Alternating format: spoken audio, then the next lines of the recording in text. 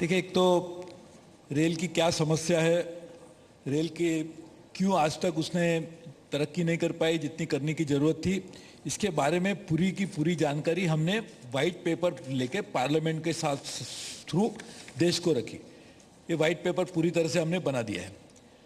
वो white paper present करने के बाद बजट आ गया जी। तो बजट में पूरी तरह से 1 साल में हम क्या करेंगे, 5 साल में क्या करेंगे, उसके बारे में पूरा जिक्र किया है। तो मुझे लगता है कि ये पूरा कॉम्प्रिहेंसिव प्लान है, ये सिर्फ पिसमिल ये नहीं है कि हर जो भी रेल की समस्या है, रेल की क्या प्रॉब्लम, पूरी तरह बजट में लिख गई है। बजट का इम्प्लीमेंटेशन 1 अप्रैल से शुरू होता है जी। यानी आज कल जब हमने परसों हमने रिव्यू कर रहे थे तो 39 बजट अनाउंसमेंट्स जो हमने की थी उसका इम्प्लीमेंटेशन 36 डेज में हो गया। 39 बजट अनाउंसमेंट, जो भी बजट के अनाउंसमेंट है, हर अनाउंसमेंट के ऊपर इम्प्लीमेंटेशन की शुरुआत की गई है। तो 1 साल का 5 साल का प्लान, जो 5 साल का ब्रॉड प्लान, 1 साल का डिटेल प्लान बजट में था। क्या समस्या है उसका निदान हमने वाइट पेपर में किया था, उसके आधार पर किस तरह से एक्शन प्लान करना चाहिए वो कर दिया। तो मुझे लगता है एक पूरा कॉम्प्रिहेंसिव है। What are the problems, white paper, what are the solutions for 1 year budget, what is the solution for the long little medium term period, 5 years, that is a 5-year plan. Everything has been put in front of the parliament and to the people, and all of that is getting implemented. उसमें से 39 points, you can imagine कि normally कोई भी budget का implementation हम देखते हैं अगले साल में, तो हमने 1 साल महीना पूरे होने के पहले ही 39 पॉइंट्स के ऊपर अमल भी कर दिया। मेरे मन में यही सवाल आ रहा था कि इससे पहले महीनों लग जाते थे और सालों लग जाते थे और पॉलिसी कोई इंप्लीमेंट नहीं होती थी। आपने ऐसा क्या नया किया कि वो 36 दिन में हो गई? ठीक है, एक तो और जो बाकी के रेल मंत्री नहीं कर रहे थे। एक तो ऐसा है कि इम्प्लीमेंट करने के लिए इम्प्लीमेंटेबल चीज होनी चाहिए। तो इसके लिए सबसे पहले आप जब प्लान करते हैं उसी समय क्या समस्याएं आ सकती है, किस वजह से रुकावट पैदा हो सकती है, उसके बारे में भी आप पहले ही सोचेंगे तो इम्प्लीमेंटेशन आसान बन जाता है। इसके लिए प्लान बनना चाहिए with, it should not be half baked, it should be well thought of. Secondly, it should be realistic. There is no point thinking about 30,000 feet above when we don't have the surface. At the same time, it should not be so short term that we will just achieve something and we'll forget the long term objective. That's what I talked about in my budget speech, that Vinoba Bhaviji had said that if you walked looking at too close to your heels, you will fall. But if you keep walking looking far ahead, also you will stumble.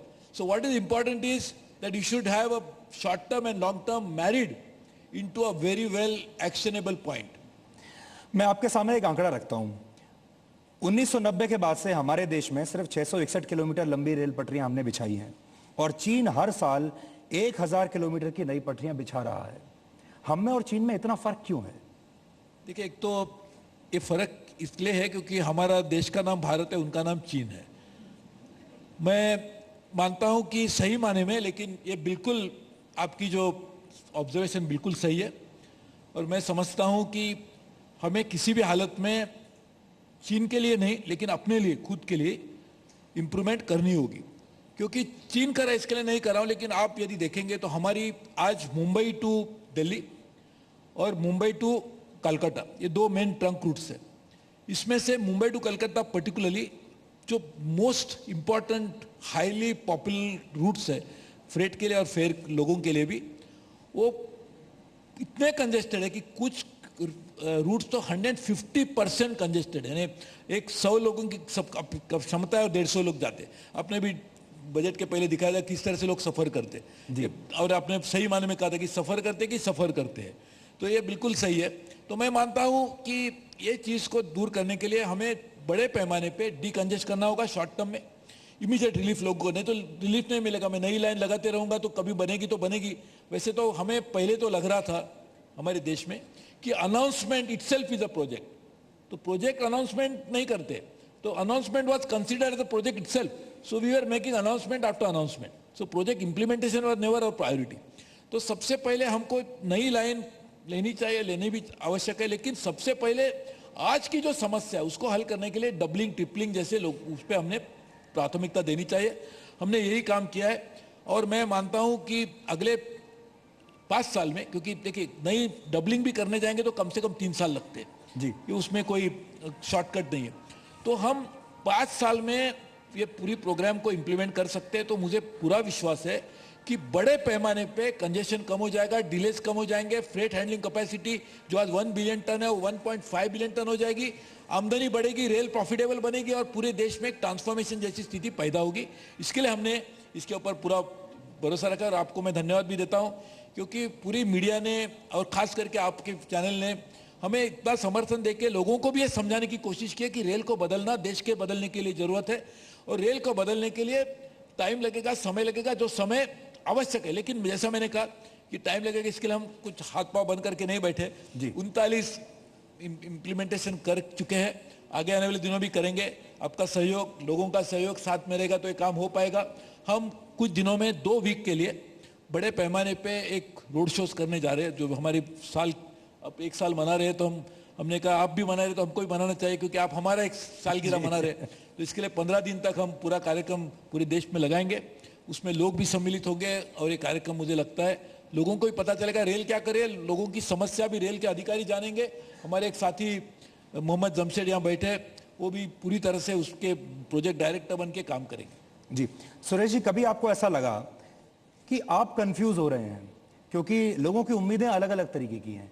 एक उम्मीद तो ये है कि लोग कहते हैं कि जो चल रहा है कम से कम वही अच्छे से दे दीजिए, जो रेल चल रही है उसी को साफ सुथरी और समय पर सर्विस दे दीजिए। एक आपका जो कस्टमर है वो कहता है कि मुझे भविष्य की बुलेट ट्रेन चाहिए।